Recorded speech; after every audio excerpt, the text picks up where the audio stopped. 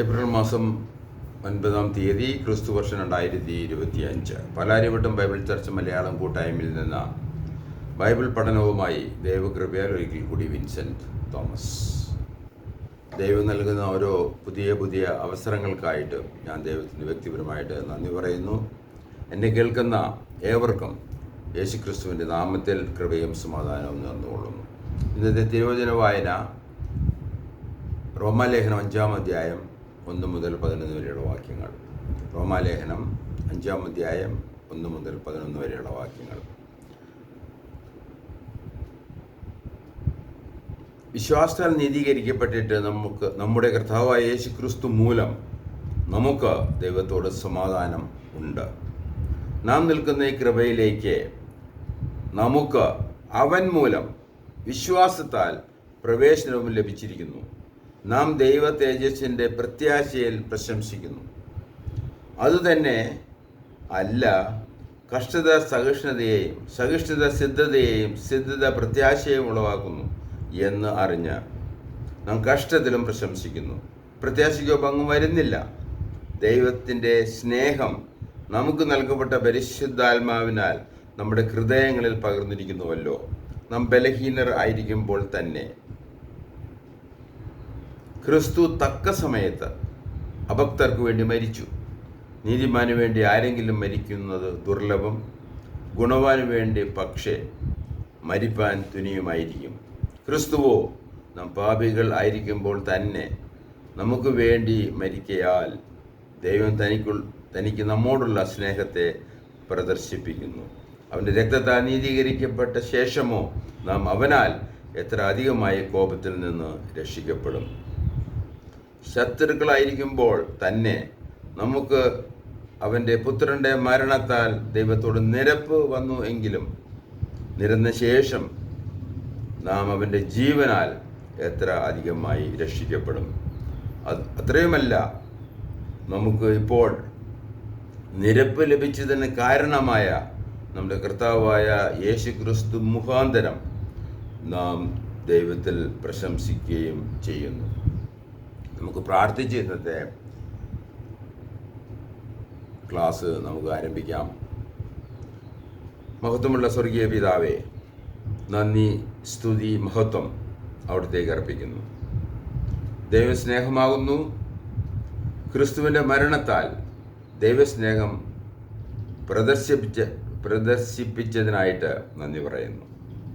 ക്രൈസ്തവ ജീവിതം ആരംഭിക്കുവാൻ ഞങ്ങളുടെ ദൈവവചന പഠനം മുഖാന്തരമാക്കണമേ. യേശു ക്രിസ്തുവിൻ്റെ നാമത്തിൽ അപേക്ഷിക്കുന്നു. ആമേൻ.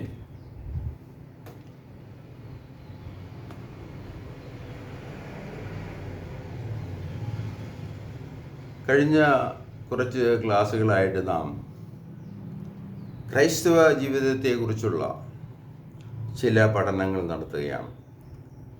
ഇവിടെ പഠിപ്പിക്കുന്ന ഓരോ വിഷയങ്ങളും അത് ഉപദേശമായിട്ട് 66 പുസ്തകങ്ങളിൽ നിന്ന് പഠിക്കേണ്ടതാണ്. പ്രത്യേകമായി നാം ഇവിടെ ഉദ്ദേശിക്കുന്ന പാലാരിവട്ടം ബൈബിൾ ചർച്ച് മലയാളം കൂട്ടായ്മ ഉദ്ദേശിക്കുന്ന പ്രധാനപ്പെട്ട ഉദ്ദേശം, എന്നെ കേൾക്കുന്ന ഏവരും രക്ഷിക്കപ്പെടണം, സത്യത്തിലേക്ക് കടക്കണം, ദൈവമായിട്ട് നിരപ്പ് പ്രാപിച്ച് സ്വർഗ്ഗത്തിന് അവകാശികൾ എന്ന ബോധ്യത്തോടുകൂടി അവർ ജീവിക്കണം തന്നെയാണ്. അപ്പോൾ ക്രിസ്തീയ ജീവിതം ആരംഭിക്കണമെങ്കിൽ അതിനു മുമ്പ് കുറേ കാര്യങ്ങൾ നടക്കേണ്ടിയിരിക്കുന്നു. കഴിഞ്ഞ വർഷങ്ങളായിട്ട് നമ്മുടെ പ്രധാനപ്പെട്ട ദൗത്യവും അതുതന്നെയായിരുന്നു. ദൈവം തൻ്റെ പുത്രനായ ക്രിസ്തുവിൽ ഒരുക്കിയിരിക്കുന്ന ലോകത്തിലെ ഓരോ മനുഷ്യർ, ആദാം തൊട്ടുള്ള സകല മനുഷ്യർ, അവസാന മനുഷ്യൻ വരെ രക്ഷിക്കപ്പെടുവാനുള്ള, പൂർണ്ണമായിട്ട് രക്ഷിക്കപ്പെടുവാൻ, നിത്യജീവൻ ലഭിക്കുവാൻ തക്കവണ്ണം അതിനു വേണ്ടി ഇതൊക്കെ ചെയ്തു വച്ചിട്ടുണ്ട്. എന്നാൽ അത് സ്വമനസ്സാലെ സുവിശേഷം കേട്ട് നമ്മൾ വിശ്വസിക്കുമ്പോഴാണ് നമ്മൾ രക്ഷിക്കപ്പെടുന്നത്, നീതീകരിക്കപ്പെടുന്നത്. തുടർന്ന് മാത്രമാണ് ക്രൈസ്തവ ജീവിതം ആരംഭിക്കുന്നത്. അപ്പോൾ ക്രൈസ്തവ ജീവിതത്തിൻ്റെ ആരംഭം വളരെ പ്രധാനപ്പെട്ടതാണ്.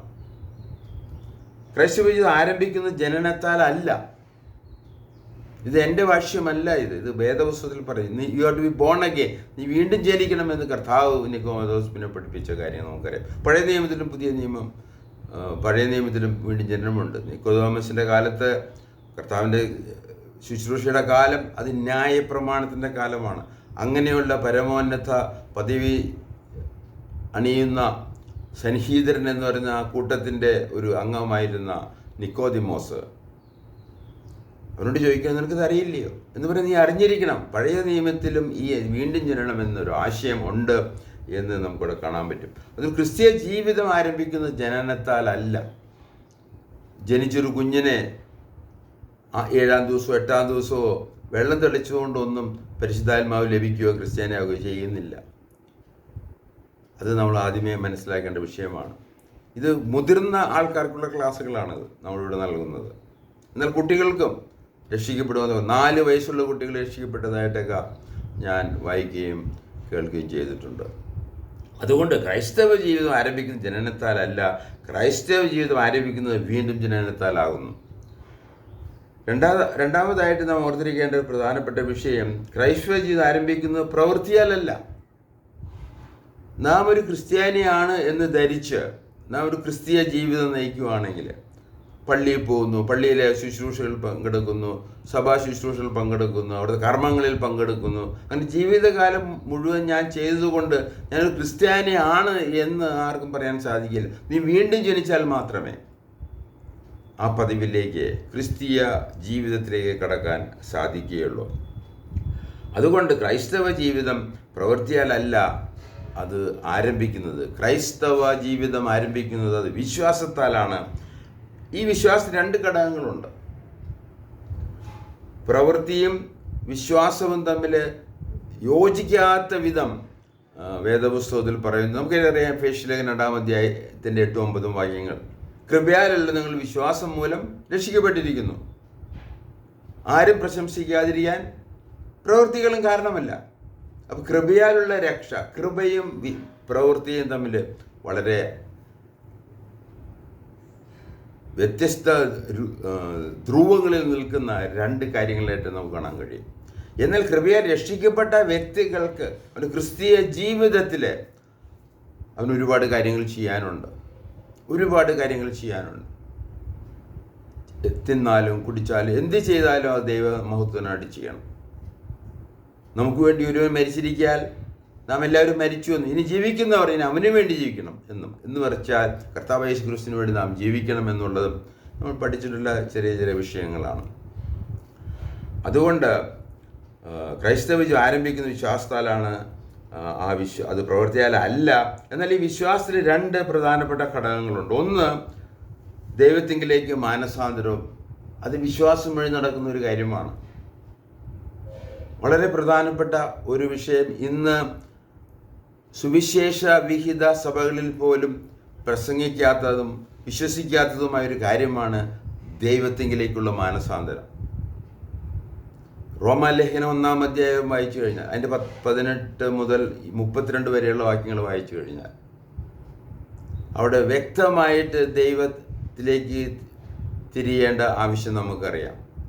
ദൈവത്തെ അറിഞ്ഞിട്ടും അവർ ദൈവത്തിന് നന്ദി പറയുകയോ അവന് ബഹുമാനിക്കുകയോ അവന് മഹത്വം കൊടുക്കുകയോ ചെയ്യാത്ത ഒരു ജനതയാണ്. അതുകൊണ്ട് ദൈവത്തിലേക്ക് തിരിയുക എന്നുള്ളത് അത് പരമ പ്രധാനമായിട്ടുള്ള ഒരു വിഷയമാണ്. രണ്ടാമത്തെ വിശ്വാസത്തിൻ്റെ ഘടകം യേശു ക്രിസ്തുവിലുള്ള വിശ്വാസമാണ്.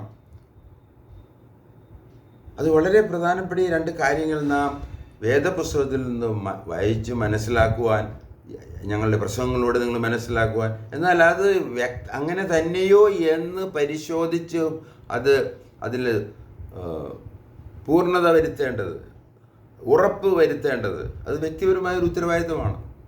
ആരും ദൈവം പോലും നിങ്ങളെ നരകത്തിലേക്ക് വിടാനോ ആഗ്രഹിക്കുന്നില്ല.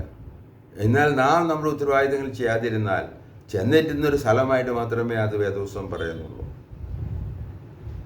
അതുകൊണ്ട് ഈ 2 പ്രധാനപ്പെട്ട ഘടകങ്ങൾ നമ്മുടെ മനസ്സിൽ വെക്കണം. അതുകൊണ്ട് ദൈവത്തിലുള്ള മാനസാന്തരവും അത് വിശ്വാസം വഴിയുള്ള മാനസാന്തരമാണ്, യേശു ക്രിസ്തുവിലുള്ള വിശ്വാസം. നമുക്ക് ഒരു കാര്യം ഞാൻ നിങ്ങളുടെ ശ്രദ്ധയിലേക്ക് കൊണ്ടുവരാൻ ആഗ്രഹിക്കുകയാണ്. ഇത് 1 കൊരിന്ത്യർ 15-ാം അധ്യായത്തിലെ 33-ാം വാക്യത്തിലാണ്. അതിങ്ങനെ ഇപ്രകാരമാണ് അതിനെ പരിഭാഷ ചെയ്തിരിക്കുന്നത്. 2 പരിഭാഷകളുണ്ട്. നിങ്ങൾ വഞ്ചിതരാകരുത്, അധമമായ സംസർഗം സദാചാരങ്ങളെ ദുഷിപ്പിക്കുന്നു. അതിൻ്റെ വേറൊരു ഭാഷ്യമാണ് ദുർഭാഷണത്താൽ സദാചാരം കെട്ടുപോകുന്നു. അതുകൊണ്ട് നമ്മളുടെ അസോസിയേഷൻ, നമ്മൾ ആരുമായിട്ട് ബന്ധപ്പെടുന്നു, ദൈവത്തിൽ വിശ്വസിക്കുന്നവരായിട്ടും യേശു ക്രിസ്തുവിൽ വിശ്വസിച്ചവരായിട്ടും ക്രൈസ്തവ ജീവിതം ഉള്ളവരുമായിട്ട് നമ്മൾ സംസർഗപ്പെടുന്നില്ല എങ്കിൽ അത് നമ്മളെ വഞ്ചനയിലേക്ക് കടത്തുമെന്നുള്ളത് ദൈവവചനം പറയുന്ന വാക്യമാണ്. ഇത് വിൻസെൻ്റ് തോമസിൻ്റെ ഭാഷ്യമല്ല, എൻ്റെ വാക്യങ്ങളല്ല.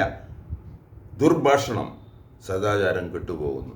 അതുകൊണ്ട് നമ്മുടെ ക്രൈസ്തവ ജീവിതത്തിൽ ദൈവത്തിങ്കിലേക്ക് തിരിഞ്ഞ് കർത്താവ് യേശു ക്രിസ്തുവിൽ വിശ്വസിച്ച് അവൻ്റെ മരണത്തിലും പുനരുദ്ധാനത്തിലും ജീവിച്ച് ആത്മീയ ജീവിതം തുടങ്ങി അതിൻ്റെ ആ ആത്മീയ ജീവിതത്തിൻ്റെ ആ ക്രിസ്തീയ ജീവിതത്തിലെ നമ്മൾ പഠിച്ചതിനപ്പുറം ഉള്ള ഒരു കാര്യം കൂടി ഞാൻ ഇവിടെ പറഞ്ഞു കഴിഞ്ഞു. നമ്മൾ തിരഞ്ഞെടുക്കുന്ന കൂട്ടുകെട്ടുകൾ അത് വളരെ പ്രധാനപ്പെട്ടതാണ്. അതൊരു ക്രൈസ്തവ ജീവിതം അത് വളരെ ദുർഘടമാണ്. അതിലെ പ്രയാസങ്ങളും കഷ്ടതകളും ഉണ്ട്. എന്നാൽ അത് പ്രത്യാശയ്ക്ക് ഭംഗം വരുത്തുന്നില്ല. അതുകൊണ്ട് രക്ഷിക്കപ്പെടുക എന്ന് പറഞ്ഞാൽ അത് ദൈവം ദാനമായി തൻ്റെ പുത്രനായ ക്രിസ്തുവിൽ ചെയ്യുന്ന, അത് സൗജന്യമായി നൽകുന്ന ഒന്നാണ്. കൃപയാൽ നമുക്ക് നൽകുന്ന, സൗജന്യമായി നൽകുന്ന, വിശ്വസിക്കുമ്പോൾ നൽകുന്ന ഒരു കാര്യമാണ്. എന്നാൽ ക്രൈസ്തവ ജീവിതത്തിൽ ഒരുപാട് കാര്യങ്ങൾ ചെയ്തു എന്ന് പറഞ്ഞാൽ രത്നച്ചുരുക്കത്രമാണ്. നമ്മുടെ രക്ഷയ്ക്ക് വേണ്ടി ദൈവം തൻ്റെ പുത്രൻ എല്ലാ കാര്യങ്ങളും ചെയ്തു, നിവർത്തിച്ചു. എന്നാൽ അങ്ങനെ വിശ്വസിച്ച് മുന്നോട്ട് വരുന്നവരുടെ ക്രിസ്തീയ ജീവിതത്തിൽ നമുക്ക് ഒരുപാട് കാര്യങ്ങൾ ചെയ്യാനുണ്ട്. അതുകൊണ്ട് ഈ കാര്യങ്ങൾ നമ്മൾ അറിഞ്ഞ് ചെയ്തതുകൊണ്ട് നമ്മൾ രക്ഷിക്കപ്പെടുന്നില്ല. അതാണ് അതിൻ്റെ വ്യത്യാസം. രക്ഷിക്കപ്പെട്ട് ദൈവത്തിൽ തിരിഞ്ഞ് കർത്താവ് യേശു ക്രിസ്തു ദൈവം ചെയ്ത കാര്യങ്ങൾ വിശ്വസിച്ച് പാപക്ഷമം ലഭിച്ച് നിത്യജീവനുള്ളവരായിട്ട് നാം ക്രൈസ്തവ ജീവിതം തുടങ്ങണം എന്നുള്ളതാണ്. അതുകൊണ്ട് ആദ്യമായിട്ട് നാം ശ്രദ്ധിക്കേണ്ടത്, നമ്മൾ നേരത്തെ വായിച്ചതുപോലെ കഴിഞ്ഞ ക്ലാസ്സിൽ നമ്മൾ വായിച്ചു, എബ്രായലേഖനം 11-ാം അധ്യായത്തിന് 6-ാം വാക്യത്തിൽ ഒരു ദൈവത്തിൻ്റെ അടുത്തേക്ക് വിശ്വാസം കൂടാതെ ദൈവത്തെ പ്രസാദിപ്പിക്കാൻ അസാധ്യമാണ്, സാധ്യമല്ല, ഇമ്പോസിബിൾ ആണെന്ന് എഴുതിയിരിക്കുന്നത്. എന്നാൽ വിശ്വാസം വഴി നമുക്കത് ദൈവത്തെ പ്രസാദിപ്പിക്കാൻ കഴിയും എന്നുള്ളതും അതിൻ്റെ മറുഭാഗമാണ്. അതുകൊണ്ട് ദൈവത്തിൽ വിശ്വാസം, എബ്രായലേഖനം 11-ാം അധ്യായത്തിൻ്റെ 6-ാം വാക്യത്തിൽ ദൈവത്തിൻ്റെ അടുത്തേക്ക് വരുന്നവൻ ദൈവം ഉണ്ട് എന്നും അവനെ അന്വേഷിക്കുന്നവർക്ക് അവൻ പ്രതിഫലം നൽകുന്നവനാണെന്ന് വിശ്വസിക്കേണ്ടതാകുന്നു. അതുകൊണ്ട് ദൈവത്തിൻ്റെ അസ്തിത്വം അത് വളരെ പ്രധാനപ്പെട്ട ഒരു വിഷയമാണ്. ദൈവം ഉണ്ട് എന്ന വിശ്വാസം, ദൈവാസ്തിത്വത്തിൽ നാം വിശ്വാസം അർപ്പിക്കണം. അത് വളരെ പരമപ്രധാനമായിട്ടുള്ള ഒരു കാര്യമാണ്. എന്നാൽ ഈ യഥാർത്ഥ ദൈവം ആര് എന്നുള്ളത് വിഷയമാണ്. നമ്മൾ ദൈവത്തിങ്കിലേക്ക് തിരിയണം. അപ്പോൾ നമുക്ക് ഇഷ്ടമുള്ള ദൈവങ്ങളിലേക്കാണോ തിരിയേണ്ടത്? ഇന്ന് റെയിൽവേ സ്റ്റേഷനിലെ ട്രെയിൻ വന്ന് ഉള്ള തിരക്ക് പോലെയാണ് ഇന്നത്തെ ദൈവങ്ങളെ മുട്ടിയിട്ട് മുന്നോട്ട് പോകാൻ പറ്റാത്ത രീതിയിലുള്ള ദൈവങ്ങൾ. അത് ക്രൈസ്തവ മതത്തിലുമുണ്ട്. ഓരോ വ്യക്തികളും സ്പോൺസർഷിപ്പ് എടുത്ത് മറ്റു വിദേശ രാജ്യങ്ങളിൽ നിന്ന് ദൈവങ്ങളെ കൊണ്ടുവരികയാണ്. എന്നിട്ട് അവരത് വെച്ച് മുതലെടുക്കുന്ന, അതാണ് ഇന്നത്തെ മതം എന്ന് പറയുന്നത്. ക്രൈസ്തവ മതം പോലെ അഭിപ്രായത്തിരുന്നിരിക്കുകയാണ്.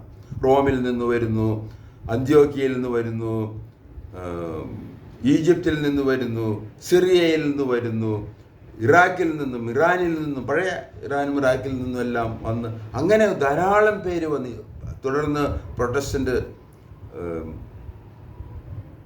നവീകരണത്തിന് ശേഷം ബ്രിട്ടീഷുകാരും ഡച്ചുകാരും ജർമ്മൻകാരും എല്ലാം വന്ന് അവരുടെ മതങ്ങൾ അവർ നമ്മളെ പരിചയപ്പെടുത്തി.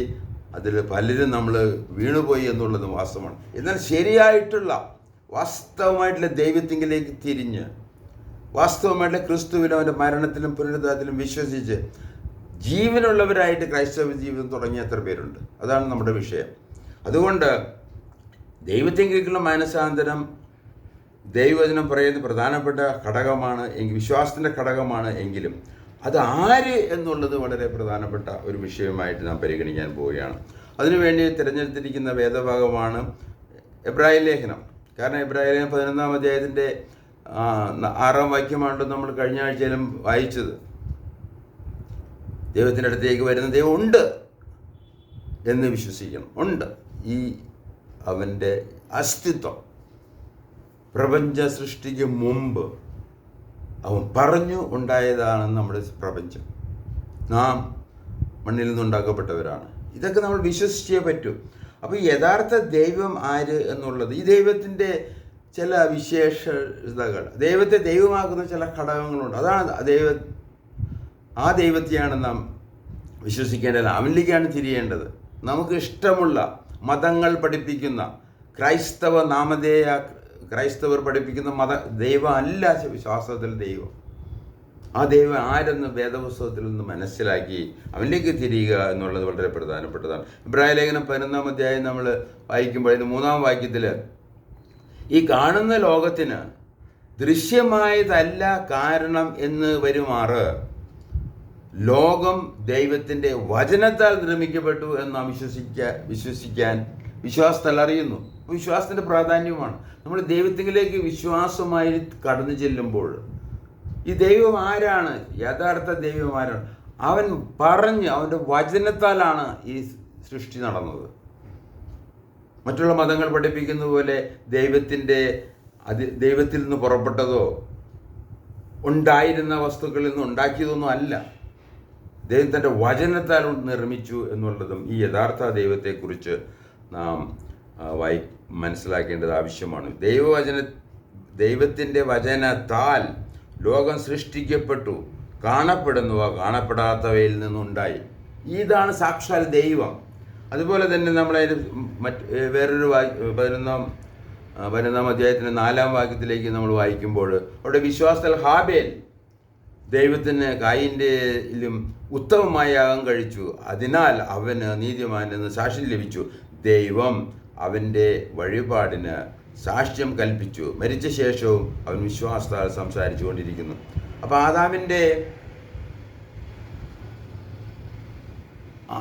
രണ്ടാമത്തെ കുഞ്ഞായിട്ട് ജനിച്ചവനാണ് ഹാബേൽ. അവൻ കായേനേക്കാളും, അവൻ്റെ ചേട്ടനായ കായേനേക്കാളും ഇവിടെ എഴുതിയിരിക്കുന്നത് ഉത്തമമായ യാഗം കഴിച്ചു എന്നാണ്. ഹാബേൽ ദൈവത്തിന് ഉത്തമമായ യാഗം കഴിച്ചു. ഞാനിത് വായിക്കുന്നതിൻ്റെ ഉദ്ദേശമോ സാക്ഷാൽ ദൈവത്തെ മനസ്സിലാക്കാനുള്ള ചില ശ്രമങ്ങളാണ് നടത്തുന്നത്. ഈ ദൈവം ആരാണ്? അവൻ്റെ അസ്തിത്വത്തിൽ വിശ്വസിക്കണം. അവൻ നിർമ്മിച്ച രീതി നമ്മൾ വിശ്വസിക്കണം. അവൻ പറഞ്ഞു ഉണ്ടായി എന്നുള്ളതാണ് ദൈവത്തിൻ്റെ പ്രത്യേകത. അത്ര കഴിവുള്ള ദൈവമാണ്. പിന്നെ ഈ ദൈവത്തെ ഹാബേല് അവന് യാഗം കഴിക്കുന്നതായിട്ട് കാണാൻ കഴിയും. എന്നാൽ കായീൻ ദുഷ്ടനിൽ നിന്ന്, എന്നാൽ ഇവിടെ എഴുതിയിരിക്കുന്നത് തൻ്റെ ചേട്ടനായ കായീൻ്റെ യാഗത്തിൽ അതിനേക്കാളും ഉത്തമമായത് ഹാബേലിൻ്റെ യാഗം ആയിരുന്നു എന്നാണ്. അതുമാത്രമല്ല, ഇവിടെ നമുക്ക് 2 ചേട്ടനനിയന്മാരാണ്. ഒരാളുടെ യാഗം ദൈവം സ്വീകരിക്കുന്നു, ഒരാളെ അത് സ്വീകരിക്കുന്നില്ല. അതിന് കാരണം പറഞ്ഞിരിക്കുന്നത് കായീനെ കുറിച്ച് 1 യോഹന്നാൻ്റെ ലേഖനം 3-ാം അധ്യായത്തിൻ്റെ 12-ാം വാക്യം, 1 യോഹന്നാൻ 3-ന്റെ 12-ാം വാക്യത്തിൽ പറഞ്ഞിരിക്കുന്നത്, എന്നാൽ കായീൻ ദുഷ്ടനിൽ നിന്നും, അവൻ ദുഷ്ടനിൽ നിന്നായതുകൊണ്ട് ആണ് അവൻ്റെ ബലിയർപ്പണം, അവൻ്റെ ആ യാഗം, അവൻ ആ വഴിപാട് നടത്തിയത് അത് ദൈവം സ്വീകരിക്കാൻ കഴിയാതെ തീർന്നത്. എന്ന് പറഞ്ഞാൽ ആദിമ മനുഷ്യകുലത്തിൽ തന്നെ സാത്താൻ്റെ ശക്തമായ, ദുഷ്ടൻ്റെ ശക്തമായ ഇടപെടലുണ്ടായിരുന്നു. അത് അതീവ ഗുരുതരമായ രീതിയിലാണ്. അതുകൊണ്ടാണ് ദൈവം വലിയൊരു ജലപ്രളയം അയച്ച് ആ ദുഷ്ട സമൂഹത്തെ, ഈ സാത്താൻ്റെ ശക്തമായ പ്രവർത്തനത്തിൽ കീഴിൽ ദൈവത്തിനെതിരാളികളായവരെ ദൈവം നശിപ്പിക്കാൻ, അത് 8 പേരെ ദൈവം രക്ഷിച്ചു എന്നെല്ലാം നമുക്ക് അറിയാവുന്നതാണ്. അതുപോലെ തന്നെയാണ് കർത്താവ് പറഞ്ഞു, ഈ അന്ത്യകാലത്തും ഈ ജലപ്രളയത്തിൻ്റെ കാലഘട്ടം പോലെ ആയിരിക്കും. സാത്താൻ്റെ ശക്തമായ ഇടപെടൽ, ദുഷ്ടതയുടെ ശക്തമായ ഇടപെടലുകൾ. അങ്ങനെ നമ്മുടെ ഈ അന്ത്യകാലത്തും ഉണ്ടാകും എന്ന് കർത്താവ് പറഞ്ഞ് ഞാൻ ഓർക്കാൻ ആഗ്രഹിക്കുകയാണ്. അപ്പം അങ്ങനെ ആദ്യം മുതൽ തന്നെ ഹാബേലും കായേനുമുള്ള കാലഘട്ടം മുതലേ തന്നെ ദുഷ്ടൻ്റെ അതിശക്തമായ ഒരു പ്രവർത്തനം നമുക്ക് കാണാൻ കഴിയും. അതിൽ തന്നെ സാത്താൻ, ദുഷ്ടൻ അതിശക്തമായ ലോകത്തിൽ പ്രവർത്തിച്ചിരുന്നു, ഇന്നും പ്രവർത്തിച്ചിരിക്കുന്നു. അതുകൊണ്ടാണ് നാം വഞ്ചിക്കപ്പെടരുത്. സാക്ഷാൽ ദൈവത്തിങ്കിലേക്ക് തിരിഞ്ഞ് യേശുക്രിസ്തുവിൽ വിശ്വസിച്ച് രക്ഷിക്കപ്പെട്ട് നീതീകരിക്കപ്പെട്ട് ദൈവമായിട്ട് നിരപ്പ് പ്രാപിച്ച് ക്രിസ്തീയ ജീവിതം നാം ആരംഭിക്കേണ്ടത് ആവശ്യമാണ്. അതുപോലെ തന്നെ ഇതിനെക്കുറിച്ച് നമ്മൾ പിന്നീട് വായിക്കുമ്പോൾ ഹാനോക്ക് ദൈവത്തോടു കൂടെ നടന്നു, ദൈവം അവനെ എടുത്തു എന്ന് വേദപുസ്തകത്തിലെ 11-ാം അധ്യായത്തിൽ 5-ാം വാക്യത്തിൽ എഴുതിയിരിക്കുകയാണ്. അപ്പോൾ ആദിമകാലത്ത് ഉള്ള എന്ന് പറഞ്ഞാൽ ജലപ്രളയത്തിന് മുമ്പുള്ള ആ കാലഘട്ടത്തെ സംബന്ധിച്ചുള്ള റെക്കോർഡാണ് നമ്മൾ വായിക്കുന്നത്. വിശ്വാസ വീരന്മാരുടെ പട്ടികയിൽ ഹാനോക്കിനെ കുറിച്ച് പറഞ്ഞിരിക്കുകയാണ് 5-ാം വാക്യത്തിൽ. വിശ്വാസത്തിൽ ഹാനോക്ക് മരണം കാണാതെ എടുക്കപ്പെട്ടു. ദൈവം അവനെ എടുത്ത് കൊണ്ടതിനാൽ കാണാതെയായി അവൻ ദൈവത്തെ പ്രസാദിപ്പിച്ചു എന്ന് അവൻ എടുക്കപ്പെട്ടതിന് മുമ്പേ സാക്ഷ്യം പ്രാപിച്ചു എന്ന് പറഞ്ഞാൽ നമ്മുടെ സാക്ഷാൽ ദൈവമാരാണ് ഈ ഹാനോക്ക് കൂടെ നടന്ന ദൈവം. അത് ഉൽപ്പത്തി പുസ്തകം അതിൻ്റെ 5-ാം അധ്യായത്തിൻ്റെ 21 മുതൽ 24 വരെ വാക്യങ്ങൾ ഇതിന് അടിസ്ഥാനപ്പെട്ട് ഞാൻ വായിക്കാൻ ആഗ്രഹിക്കുകയാണ്. അതിന് 5-ാം അധ്യായം ഉൽപ്പത്തി പുസ്തകം, ആദ്യത്തെ വേദപുസ്തകത്തിൽ ആദ്യത്തെ പുസ്തകം, അതിന് 5-ാം അധ്യായത്തിൻ്റെ 21 മുതലുള്ള വാക്യങ്ങൾ.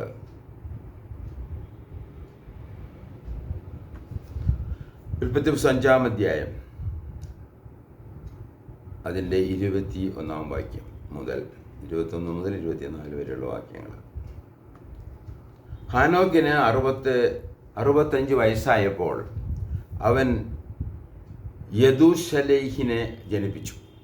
യഹൂശലേമിനെ ജനിപ്പിച്ച ശേഷം ഹാനോക്ക് 300 സംവത്സരം ദൈവത്തോട് കൂടെ നടന്നു. അത് ശ്രദ്ധിക്കേണ്ട വിഷയം. 300 വർഷം അവൻ ദൈവത്തോട് കൂടെ നടന്നു.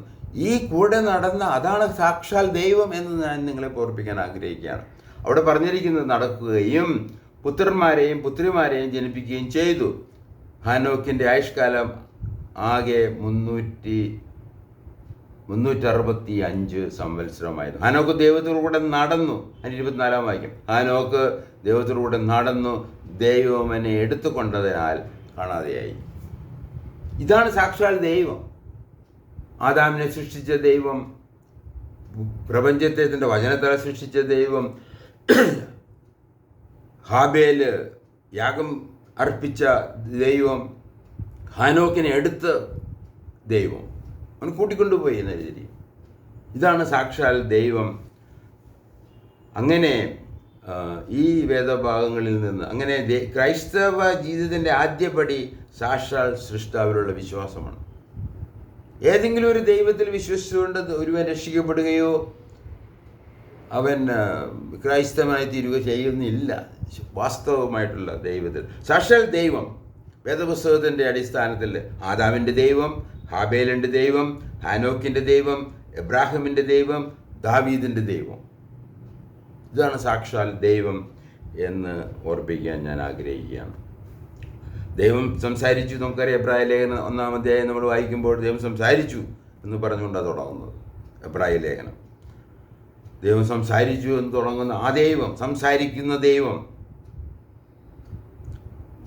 വാഗ്ദാനങ്ങൾ നൽകിയ ദൈവം, മനുഷ്യനുമായിട്ട് ഉടമ്പടി ചെയ്ത ദൈവം, നോഹിയായിട്ട് ഉടമ്പടി ചെയ്തു. അത് സർവ്വ മനുഷ്യർക്കും ബാധകമായ വിഷയമാണ്. എന്നാൽ അബ്രഹാമിന് കൊടുത്ത വാഗ്ദാനങ്ങൾ, അബ്രഹാമായി ചെയ്ത ഉടമ്പടി, അത് ഇസ്രായേലുമായിട്ട് ബന്ധപ്പെട്ട ദൈവത്തിൻ്റെ തിരഞ്ഞെടുക്കപ്പെട്ട ജനവുമായി ബന്ധപ്പെട്ട ഉടമ്പടികളാണ്. അങ്ങനെ സത്യനിത്യ സൃഷ്ടാവായ ദൈവത്തിൽ മനസാന്തരപ്പെട്ട് നാം വിശ്വസിക്കേണ്ടത് ആവശ്യം. മനസാന്തരവും വിശ്വാസവും തമ്മിൽ വളരെ ബന്ധപ്പെട്ടൊരു കാര്യമാണ്. നമ്മുടെ പഴയ ചിന്തകളിൽ നിന്ന്, ധാരണകളിൽ നിന്ന് നാം സത്യത്തിലേക്കുള്ളൊരു കടപ്പ്, അവിടെ ഒരു മനസാന്തരം നടക്കുന്നുണ്ട്. ആ മനസാന്തരം വഴിയാണ് നാം വിശ്വാസത്തിൻ്റെ ഉള്ളടക്കവും വിശ്വാസത്തിൻ്റെ വ്യക്തിയും നമ്മൾ ആരിൽ വിശ്വസിക്കുന്നു എന്നുള്ള കാര്യങ്ങൾ നാം അവിടെ മാറ്റം വരികയാണ്. തെസ്സലോനിക്കരോട് എഴുതിയ ലേഖനത്തിൽ പറയുന്നത് പോലെ വിഗ്രഹങ്ങളെ വിട്ട് ജീവനുള്ള സത്യദൈവത്തിലേക്ക് അവർ തിരിഞ്ഞു എന്നാണ്. തുടർന്ന് ഈ സത്യദൈവത്തിലേക്ക് നാം തിരിഞ്ഞ അവനിൽ വിശ്വസിക്കുന്ന നാം തുടർന്ന് യേശു ക്രിസ്തുവിൽ വിശ്വാസം വഴി രക്ഷിക്കപ്പെട്ട് വീണ്ടും ജനിച്ച് നീതീകരണം പ്രാപിച്ച് നിരപ്പ് പ്രാപിച്ച് നമ്മുടെ ക്രിസ്തീയ ജീവിതം നമുക്ക് ആരംഭിക്കേണ്ടത് ആവശ്യമാണ്. യേശു ക്രിസ്തുവിൽ വിശ്വസിക്കുമ്പോൾ എന്തെല്ലാം കൈവശമാകുന്നു, ലഭിക്കുന്നു, കരസ്ഥമാക്കുന്നു എന്ന് നമ്മൾ റോമാലേഖനം 5-ാം അധ്യായത്തിൻ്റെ 1 മുതൽ 11 വാക്യങ്ങൾ നാം പരിശോധിക്കാൻ പോവുകയാണ്. അതുകൊണ്ടാണ് ഇന്നത്തെ തിരുവെഴുത്ത് വായന അപ്രകാരം ഞാൻ ചെയ്യാൻ കാരണം. അപ്പോൾ ക്രൈസ്തവ ജീവിതം തുടങ്ങുമ്പോൾ നമുക്ക് എന്തൊക്കെ നമ്മുടെ കൈവശമുള്ള എന്തൊക്കെയാണ് അതുള്ളത് കൊണ്ടാണ് നമ്മുടെ ക്രൈസ്തവ ജീവിതം നാം ആരംഭിക്കുന്നത്. എന്നാൽ ക്രൈസ്തവ ജീവിതം നമ്മൾ വീണ്ടും ജനിക്കുന്ന ആ നിമിഷത്തിൽ തന്നെ നമ്മൾ എല്ലാ കാര്യങ്ങളും അറിയുന്നില്ല. തുടർന്ന് സഭാ കൂട്ടായ്മയിലും ഉപദേശകന്മാരുടെ ഉപദേശവും എല്ലാം വായിച്ച് വ്യക്തിപരമായ പഠനത്തിലൂടെ അതിനെ മനനം ചെയ്തും അത് നമ്മൾ ആലോചിച്ചും ചിന്തിച്ചും ദൈവത്തിൻ്റെ പരിശുദ്ധാത്മാവ് നമ്മൾ നടത്തുന്ന കൃപയ്ക്ക് ഒത്തവണ്ണം നമ്മൾ ഈ കാര്യങ്ങളിൽ വ്യക്തമായി മനസ്സിലാക്കിയാണ്.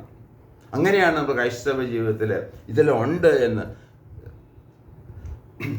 റോമാലേഖനം നാം വായിക്കുമ്പോൾ 1 മുതൽ 4 വരെയുള്ള വാക്യങ്ങൾ വായിച്ചു കഴിഞ്ഞാൽ അത് നീതീകരണത്തെക്കുറിച്ചാണ്. ഒരു പാപിയായ മനുഷ്യൻ എങ്ങനെയാണ് ദൈവം നീതീകരിക്കുന്നത്.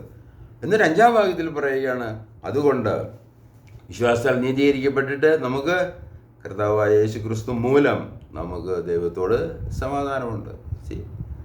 എത്രയോ ശക്തമായ ഒരു ഉപദേശമാണ്. ഇവിടെയാണ് ക്രൈസ്തവ ജീവിതം ആരംഭിക്കുന്നത്.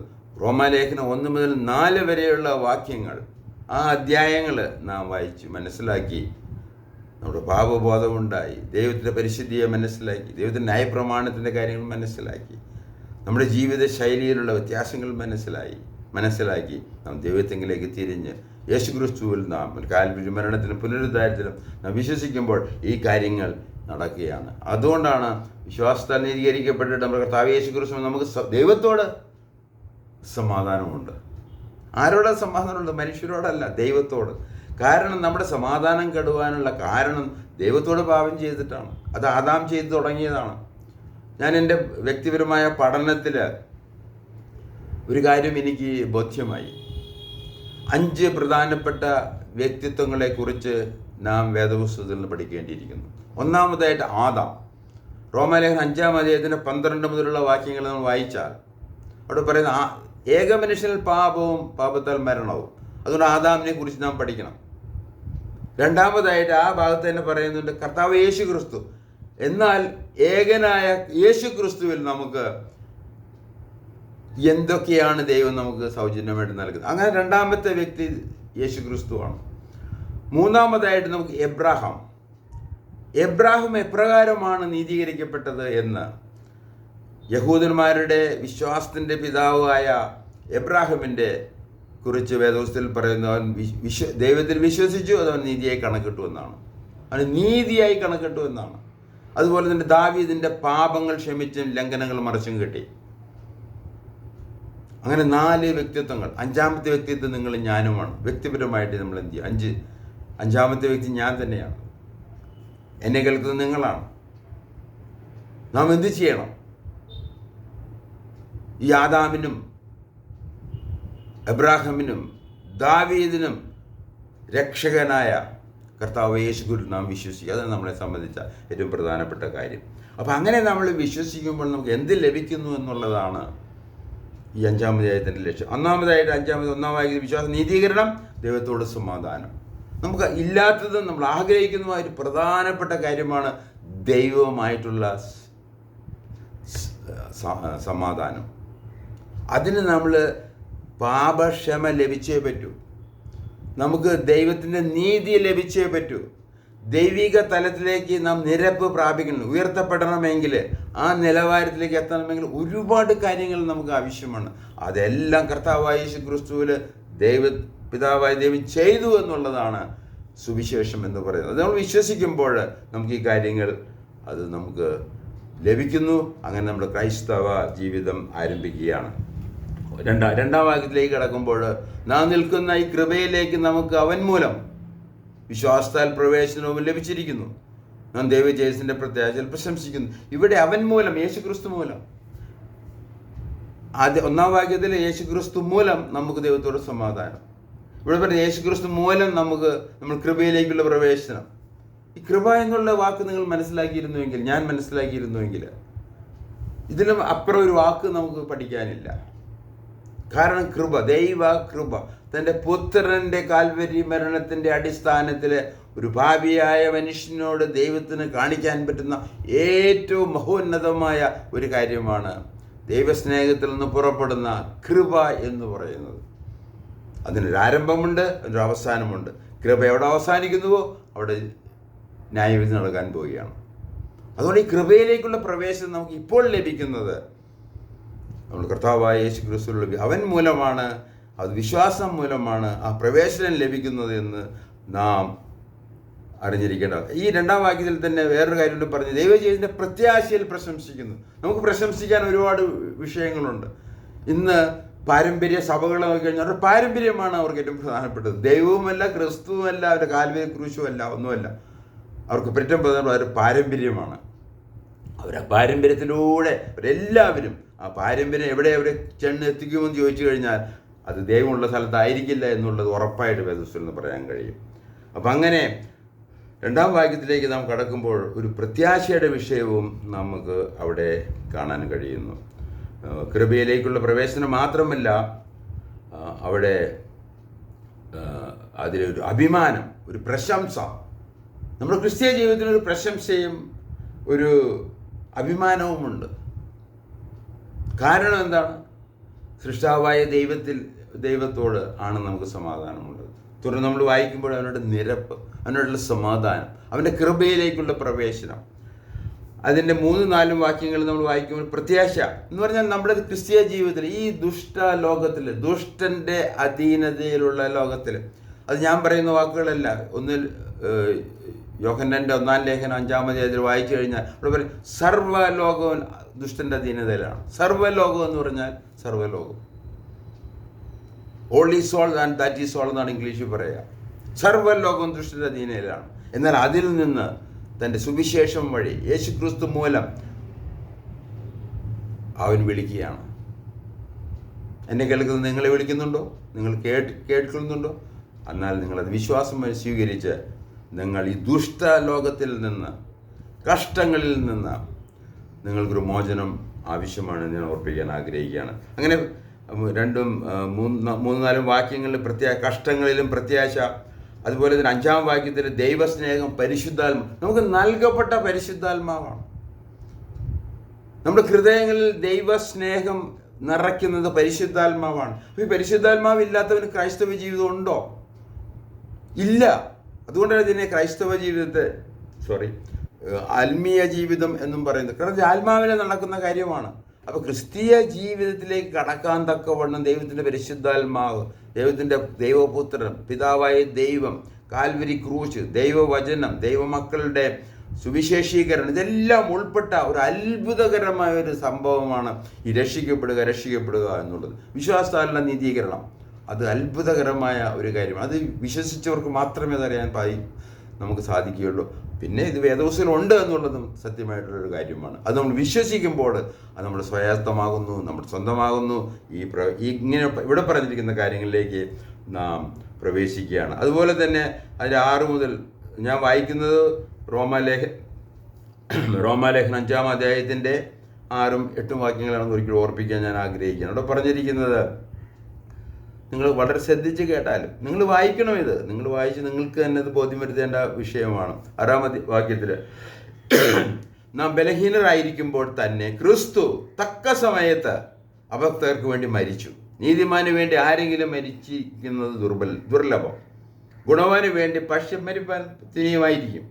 ക്രിസ്തുവോ നാം പാപികൾ ആയിരിക്കുമ്പോൾ തന്നെ നമുക്ക് വേണ്ടി മരിക്കയാൽ ദൈവം തനിക്ക് നമ്മോടുള്ള സ്നേഹത്തെ പ്രദർശിപ്പിക്കുന്നു.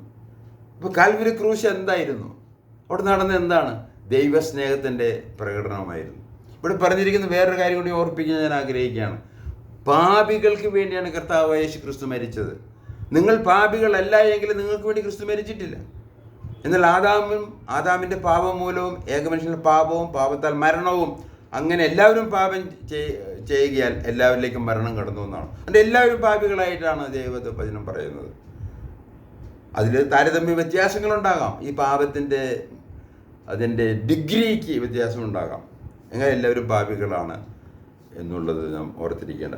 ഇങ്ങനെയുള്ള പാപികളായിരിക്കുമ്പോൾ തന്നെ നമുക്ക് വേണ്ടി മരിക്കയാൽ ദൈവം തനിക്ക് തന്നുള്ള സ്നേഹം നമുക്ക് പ്രതി. അപ്പോൾ ഈ സ്നേഹപ്രദർശനം ദർശിച്ച, അത് വിശ്വസിച്ച വ്യക്തികളാണ് ക്രൈസ്തവ ജീവിതം ആരംഭിക്കാൻ പോകുന്നത്. അതുപോലെ തന്നെ നാം 9-ാം വാക്യത്തിൽ വായിക്കുമ്പോൾ അവിടെ അവൻ്റെ രക്തത്താൽ നീതീകരിക്കപ്പെട്ട ശേഷമോ, അവൻ്റെ രക്തത്താലുള്ള നീതീകരണം, വിശ്വാസത്താലുള്ള നീതീകരണ ശേഷമോ നാം അവനാൽ, യേശുക്രിസ്തുവാൽ, അവൻ്റെ രക്തത്താൽ എത്ര അധികമായി കോപത്തിൽ നിന്ന് രക്ഷിക്കപ്പെടും. കോപത്തിൽ നിന്ന്, റാത്ത് ഓഫ് ഗോഡ് എന്ന് അവിടെ നമുക്ക് മനസ്സിലാക്കേണ്ടത്. ഇത് തീവ്രമായ ദൈവത്തിൻ്റെ കോപമാണ്. തൻ്റെ പുത്രനെ അയച്ച് അവൻ്റെ മരണത്താൽ നമ്മളെ സ്നേഹിച്ച ദൈവത്തിൻ്റെ സ്നേഹം നാം നിരാകരിക്കുമ്പോൾ പിന്നെ ബാക്കിയുള്ളത് കൃപയല്ല, അവിടെ ശിക്ഷയാണ്.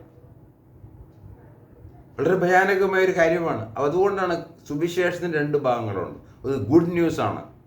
കർത്താവ് യേശുവിൽ വിശ്വസിക്കുക, നീ നിന്റെ കുടുംബം രക്ഷ പ്രാപിക്കും.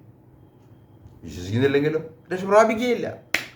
അതുമാത്രമല്ല, അവർ ശിക്ഷയിലേക്ക് കടക്കും, കോപത്തിലേക്ക് കടക്കും എന്നുള്ളത് വളരെ വിഷയമുള്ളൊരു കാര്യമാണ്. അതുപോലെ തന്നെ അതിൻ്റെ 10-ാം വാക്യം 10-11 വായിക്കുമ്പോൾ 10-ാം വാക്യത്തിൽ ശത്രുക്കളായിരിക്കുമ്പോൾ തന്നെ നമുക്ക് അവൻ്റെ പുത്രൻ്റെ മരണത്താൽ ദൈവത്തോട് നിരപ്പ് വന്നുവെങ്കിൽ, നിരന്ന ശേഷം നാം അവൻ്റെ ജീവനാൽ എത്ര അധികമായി രക്ഷിക്കപ്പെടും. നാം പാപത്തിൻ്റെ ശിക്ഷയിൽ നിന്ന് രക്ഷിക്കപ്പെടുകയും നിത്യമുള്ളവരായി തീരുകയും മാത്രമല്ല, ഈ ലോക ജീവിതത്തിൽ നമുക്ക് ഈ ദുഷ്ടൻ്റെ അധീനതയിലുള്ള ഈ ലോകത്തിലെ കഷ്ടങ്ങളും പ്രയാസങ്ങളും മരണവും ഉള്ള ഈ ലോകത്തിൽ എത്രയോ കഷ്ടപ്പാടുകളാണ്, എത്രയോ നാം ദൈനംദിന ജീവിതത്തിൽ എത്രയോ രക്ഷിക്കപ്പെടേണ്ട വിഷയമാണ്. കഴിഞ്ഞ നാളുകളിൽ ഒരുപാട് മരണ ശുശ്രൂഷകളിൽ പങ്കെടുക്കേണ്ടി വന്നു. ബന്ധപ്പെട്ടവരും സുഹൃത്തുക്കളുമായിട്ടുള്ളവരും മരിക്കുമ്പോൾ ഈ മരണത്തിന് മുമ്പിൽ എന്താണ് ആശ്വാസമുള്ളത്? ഒറ്റ ആശ്വാസമുള്ളത് അത് ഏക മനുഷ്യനാൽ സംഭവിച്ചതാണ്. ഞാൻ ചെയ്തതുകൊണ്ടല്ല ഞാൻ മരിക്കാൻ പോകുന്നത്, അത് ആദാമിൻ്റെ പാപത്തിൻ്റെ ശിക്ഷയാണ് എന്ന് മനസ്സിലായി കഴിഞ്ഞാൽ അവിടെ ആശ്വാസം ലഭിക്കുന്നു. പിന്നെ രണ്ടാമതായിട്ട് ഏകമനുഷ്യനാൽ പാപവും പകലും മരണം, എന്നാൽ ഏകമനുഷ്യനാൽ നീതീകരണവും നിത്യജീവനും പാപക്ഷമ എല്ലാം ലഭിച്ചു, നിത്യജീവൻ ലഭിക്കുന്നു. അത് കർത്താവ് യേശുക്രിസ്തുവിലാണ്. അതുകൊണ്ട് മരണത്തിൻ്റെ മുമ്പിൽ ഉള്ള ഏക ആശ്വാസം അത് നമ്മുടെ കർത്താവായ യേശുക്രിസ്തുവിലുള്ള വിശ്വാസമാണ്. അവൻ ജീവിപ്പിക്കുന്ന ദൈവമാണ്, അവൻ ജീവൻ നൽകുന്ന ദൈവമാണ് എന്ന് ഞാൻ ഓർപ്പിക്കാൻ ആഗ്രഹിക്കുകയാണ്. അതുകൊണ്ട് ദൈവത്തോട് നിരപ്പ് പ്രാപിക്കുക. നിരപ്പെന്ന് പറഞ്ഞാൽ നമുക്കറിയാം, ആദാം പാപം ചെയ്തതോടുകൂടി നിരപ്പ് മാറി, അവൻ താണുപോയി, അവൻ നീതി നഷ്ടപ്പെട്ടു, അവൻ പാപിയായി തീർന്നു. അതുകൊണ്ട് ഇനി ഒരാൾ വന്ന് നമ്മളെ ഈ നിരപ്പിലേക്ക് കൊണ്ടുവരണം. അതാണ് കർത്താവ് യേശുക്രിസ്തു ചെയ്തത്. കാൽവരി മരണത്താൽ അത് സാഹചര്യം നിരപ്പ്, ദൈവമായിട്ട് നിരപ്പ്. അതുകൊണ്ടാണ് നമുക്ക് ദൈവമായിട്ട് യേശുക്രിസ്തു മൂലം, through Christ, by faith we have relationship, fellowship, relationship with God. അപ്പോൾ അതുകൊണ്ട് നിരപ്പ്, അതുപോലെ ദൈവത്തിൽ നാം പ്രശംസ. 11-ാം വാക്യത്തിൽ അത്രയുമല്ല, നമുക്ക് ഇപ്പോൾ നിരപ്പ് ലഭിച്ചതിന് ശേഷം കാരണമായ നമ്മുടെ കർത്താവായ യേശുക്രിസ്തു മുഖാന്തരം നാം ദൈവത്തിൽ പ്രശംസിക്കുകയും ചെയ്യുന്നു. അതുകൊണ്ട് ക്രിസ്തീയ വിശ്വാസത്തിന്, ക്രിസ്തീയ ജീവിതത്തിന് മറ്റുള്ളവരുടെ മുമ്പിൽ ചിലപ്പോൾ നീ ദൈവവിശ്വാസിയാണ്, യു മേ ബി നിനക്കൊരു ശക്തിയില്ല, നീ ഒരു ബലഹീനനാണ് എന്നൊക്കെ ഉള്ള ഒരു ഇതുണ്ട്. You are a weak person. നീ ഭയങ്കര ശക്തനാണെങ്കിൽ നിനക്ക് ദൈവത്തിൻ്റെ ഒന്നും ആവശ്യമില്ലല്ലോ. അങ്ങനെയുള്ള നമ്മളെ കളിയാക്കുന്ന ഒരു സമൂഹത്തിലാണ് നാം ജീവിക്കുന്നത്. എന്നാൽ ഇവിടെ പറയുന്നത് നമുക്ക് പ്രശംസിക്കാനുണ്ട്. നമുക്ക് ദൈവമായിട്ടുള്ള ബന്ധം, വിശ്വാസത്തല്ല നീതീകരണം, ദൈവത്തിൻ്റെ സ്നേഹം, പരിശുദ്ധാത്മാവ്, പ്രശംസ. അതുമാത്രമല്ല, നമുക്ക് പ്രത്യാശ. ഈ ലോകത്തിൽ മാത്രമല്ല, വരാനുള്ള ലോകത്തിലും നമുക്ക് പ്രത്യാശ ഉണ്ട് എന്ന് പറഞ്ഞാൽ മരണത്തിന് മുമ്പും മരണത്തിലും മരണത്തിന് ശേഷവും നമുക്ക് യേശു ക്രിസ്തു മൂലം നമുക്ക് പ്രത്യാശ ഉണ്ട് എന്ന് ഓർപ്പിക്കാൻ ഞാൻ ആഗ്രഹിക്കുകയാണ്. ദൈവമായി നിരപ്പ് നീതീകരണം ലഭിച്ച് ജീവിക്കുന്നതാണ് ക്രൈസ്തവ ജീവിതം. ഇതിന് വേറൊരു പേരാണ് ആത്മീയ ജീവിതം എന്നുള്ളത്. പരിശുദ്ധാത്മാവ് നൽകപ്പെട്ടതിനാൽ ക്രൈസ്തവ ജീവിതത്തെ ആത്മീയ ജീവിതം എന്ന് വിളിക്കുന്നു. ക്രൈസ്തവ ജീവിതം ആത്മീയ ജീവിതമാണ്. ആത്മാവ് ഉള്ളവനാണ് ജീവനുള്ളവൻ. അവൻ്റെ ജീവിതമാണ് ആത്മീയ ജീവിതം. ഇന്ന് നമ്മൾ ഈ കരിസ്മാറ്റിക് പെൻറ്റക്കോസ്റ്റൽ രീതികളെ നോക്കിക്കഴിഞ്ഞാൽ കാത്തിരുന്ന് അന്യഭാഷ പറയുന്നവരിലുള്ളത് പരിശുദ്ധാത്മാവ് അല്ല എന്ന് വേദപുസ്തക പ്രകാരം അത് തറപ്പിച്ച് ഞാൻ വിശ്വസിക്കുകയാണ്. അത് വ്യാജത്തിൻ്റെ ആത്മാവാണ്, അത് അന്ത്യകാല ലക്ഷണങ്ങളാണ്. എന്നാൽ സാക്ഷാൽ പരിശുദ്ധാത്മാവ് യേശുക്രിസ്തുവിൽ വിശ്വസിക്കുമ്പോൾ നമുക്ക് ലഭിക്കുന്നതുപോലെ ഈ പറയുന്ന ക്രൈസ്തവ ജീവിതത്തിന് വേണ്ട എല്ലാ കാര്യങ്ങളും നമുക്ക് അടിസ്ഥാനമായിട്ട് ദൈവം നൽകുകയാണ് ചെയ്യുന്നത്. ആത്മീയ ജീവിതം അത്ഭുതകരമായ ഒരു കാര്യം തന്നെയാണ്. ഇത് മനുഷ്യൻ്റെ പ്രവൃത്തിയാൽ ലഭിക്കുന്നതല്ല. ഇത് യേശുക്രിസ്തുവിൻ്റെ പ്രവൃത്തിയാൽ മാത്രം ലഭിക്കുന്ന ഒന്നാണ്. അത് നമുക്ക് സ്വീകരിക്കണമെങ്കിൽ, അത് നമുക്ക് ലഭ്യമാക്കണമെങ്കിൽ, കരസ്ഥമാക്കണമെങ്കിൽ ഈ യേശുക്രിസ്തുവിൽ നാം വിശ്വസിക്കുക തന്നെ വേണം. ആത്മീയ ജീവിതത്തെക്കുറിച്ച്, ക്രിസ്തീയ ജീവിതത്തെക്കുറിച്ച് ധാരാളം പഠിക്കാനുണ്ട്. അതിലൊരു 2 പ്രധാനപ്പെട്ട വിഷയങ്ങൾ. ഒന്ന് നമ്മുടെ പൗരോഹിത്യം, രണ്ടാമതായിട്ട് നമുക്ക് പ്രാർത്ഥനാ ജീവിതം. ഒരു പുരോഹിതൻ എന്ന നിലയിൽ നമുക്ക് ദൈവത്തോട് പ്രാർത്ഥിക്കാം. അപ്പോൾ പ്രാർത്ഥന എങ്ങനെയായിരിക്കണം? അവരുടെ ഹിതം അറിയണം. അതുകൊണ്ടാണ് നാം ദൈവവചനം വായിച്ച് മനസ്സിലാക്കി, ദൈവത്തെ മനസ്സിലാക്കി, അവരുടെ ഹിതം മനസ്സിലാക്കി, അവൻ്റെ പ്ലാൻ മനസ്സിലാക്കി, ക്രിസ്തുവിനെ കുറിച്ചുള്ള കാര്യങ്ങൾ മനസ്സിലാക്കി, എന്നിട്ട് വേണം നാം നമ്മുടെ പ്രാർത്ഥനാ ജീവിതം ആരംഭിക്കാനായിട്ട്. അതുകൊണ്ട് ക്രിസ്തീയ ജീവിതത്തിനെ കുറിച്ച് നമുക്ക് ധാരാളം പഠിക്കാനുണ്ട്. എന്നാൽ അതിൻ്റെ പിന്നിൽ, അതിന് മുമ്പ് നടക്കേണ്ട കാര്യം ദൈവത്തിങ്കിലേക്കുള്ള മാനസാന്തരവും ദൈവത്തിലുള്ള വിശ്വാസവും യേശു ക്രിസ്തുവിൻ്റെ കാൽവരി യാഗത്തിലും കാൽവരി മരണത്തിലും അവൻ്റെ പുനരുദ്ധാനത്തിലും വിശ്വസിച്ച് നാം രക്ഷിക്കപ്പെട്ട് നീതീകരിക്കപ്പെട്ട് ദൈവമായിട്ട് നിരപ്പ് പ്രാപിക്കണം. ദൈവത്തിൻ്റെ സമാധാനത്തിലേക്ക് നമ്മൾ കടക്കണം. ദൈവം അനുവദിച്ചാൽ നമുക്ക് ഈ പൗരോഹിത്യത്തെക്കുറിച്ചും പ്രാർത്ഥനാ ജീവിതത്തെക്കുറിച്ചെല്ലാം അടുത്ത ക്ലാസ്സുകളിൽ ദൈവം അനുവദിക്കുന്ന പക്ഷം നമുക്ക് പഠിക്കാം. ഇപ്പോൾ ഞാനിവിടെ പ്രാർത്ഥിച്ച് അവസാനിപ്പിക്കുകയാണ്. നമുക്ക് തറകളെ വണക്കാം. ഞങ്ങളുടെ സ്വർഗ്ഗസ്ഥ പിതാവേ, അവിടുന്ന് എൻ്റെ പുത്രനിൽ ചെയ്ത മഹാകാര്യങ്ങൾക്കായിട്ട് അത് ഞങ്ങളെപ്പോലുള്ള പാപികൾക്കാണ് എന്ന് ഓർത്തുകൊണ്ട് ഞങ്ങൾ നന്ദിയോടെ സ്തുതിക്കുന്നു. അത് വിശ്വാസത്താൽ കരസ്ഥമാക്കുവാൻ, അത് സൗജന്യമായി അവർ നൽകുന്നതിനാൽ അത് വിശ്വാസം സ്വീകരിക്കുന്നതിന്, അവിടെ കൃപയിലേക്ക് പ്രവേശിക്കുന്ന സമാധാനത്തിൽ നിരപ്പ് പ്രാപിക്കുന്നതിന് ഇടയാക്കണമേ എന്ന് അടിയങ്ങൾ അപേക്ഷിക്കുന്നു. അനുഗ്രഹത്തോടെ പറഞ്ഞയക്കണമേ. പിതാവായ ദൈവത്തിൻ്റെ സ്നേഹവും യേശുക്രിസ്തുവിൻ്റെ കൃപയും പരിശുദ്ധാത്മാവിൻ്റെ സഹവാസവും അടിയങ്ങളോടുകൂടി ഇരിക്കുമാറാകട്ടെ. യേശുക്രിസ്തുവിൻ്റെ നാമത്തിൽ അപേക്ഷിക്കുന്നു. ആമേൻ. ദൈവം അനുവദിച്ചാൽ കേട്ടതിന് നന്ദി. ദൈവം അനുവദിച്ചാൽ അടുത്ത ആഴ്ച കാണാം, കേൾക്കാം.